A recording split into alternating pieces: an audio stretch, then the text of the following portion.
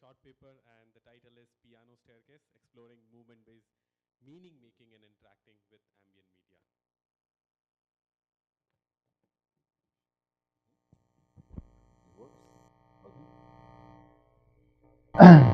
My name is Liang Tan from the Hong Kong Polytechnic University School of Design. So today I would like to introduce my research paper, Piano Staircase, Exploring Movement-Based Meaning Making and Interacting with Ambient Media. So my presentation covers these 5 parts. Firstly, I would like to talk about the research background and motivation. There are several trends in HCI and interaction design. Firstly, the vision of interaction design is extending from the digital product to the people's everyday environment. And the design paradigm also is shifting from the designing for practical use or usability to the designing for meaningful experience. And also the embodied cognition believes that the people's bodily state plays a central role in our thinking and cognitive experience. So my research question is, what major factor can be identified in audience experience, and how do bodily movement facilitate embodied metaphorical thinking and imagination? So this study is based on a theoretical framework. So the basic idea of embodiment is about the body state plays a central role in cognitive activity, and Paul Dorish also termed embodied interaction, which means human experience with interactive systems is a process both physical and social engagement with the world. So what is ambient media? So in our previous studies, we define ambient media as a novel media form. It can engage people in embodied interaction by using and transforming the existing physical public space in our daily life. So in this study, actually it's kind of a case study. So based on existing interactive work, we create a prototype, namely piano staircase, so people can generate musical effects by working on the staircase. So for the data collection, we did experience prototyping and experience tests, and also observation, semi-structured interviews, and we also did semantic analysis for the data. So we invited 30 participants in the experience test, including 13 males and 17 females. So the procedures include, there are 3 main sessions. Before the experience test, the participants were informed that they can feel free to experience this prototype, no time limitation. And then the normal period is 3 or 5 minutes for the free play session. And after that, they were invited to join a face-to-face interview, and the process was audio tape. So you can see the picture is recorded by a hidden camera. So after the data collection, we conduct semantic analysis by using a qualitative analysis software, namely Hyper Research. We transcribe the verbal report into text. We import the text into this software and to do code. And the result mainly include 6 themes and 20 codes.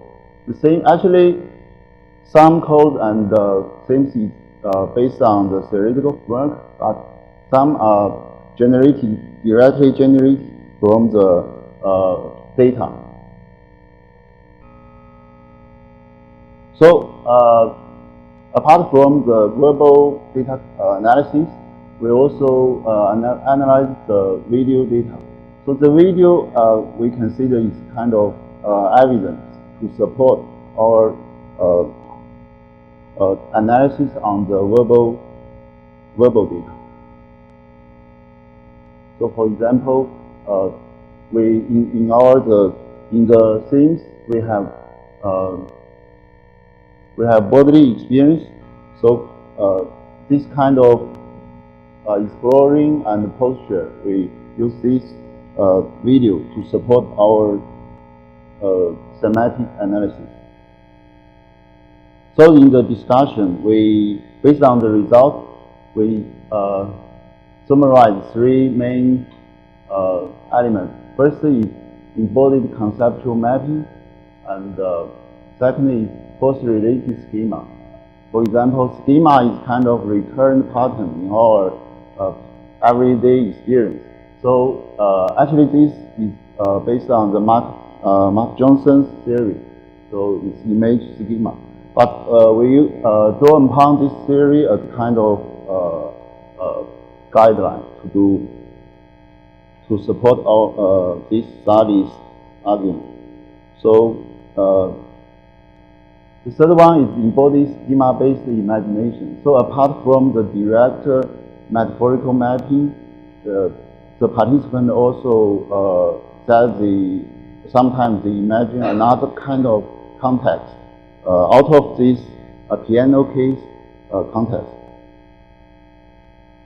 So this table is about the conceptual mapping. For example, the spatial level of the piano case reflect also correspond to the musical pitch.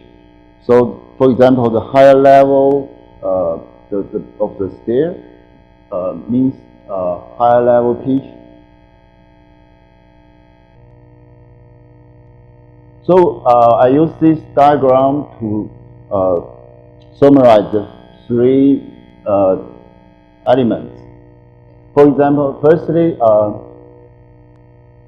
as I said before, the embodied schema is arise from bodily experience of everyday experience, but the immediate bodily engagement with the environment can activate the metaphorical mapping between the schema and the conceptual meaning. Okay, so secondly, the embodied schema-based imagination is also structured by the schema, but also activated by the immediate bodily action. So there are some it's related to the embodied metaphor. So what's the significance of this model? So as the next step, we want to use this model as kind of guidance to support to develop a embodied design approach to support design ambient media for meaningful experience. And actually, my current study is to develop some new original design work, and then also prototype and continue some experience tests, and finally also some design principles can be derived from the empirical study to support this design approach. Thank you.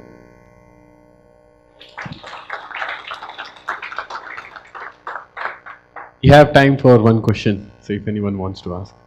Okay.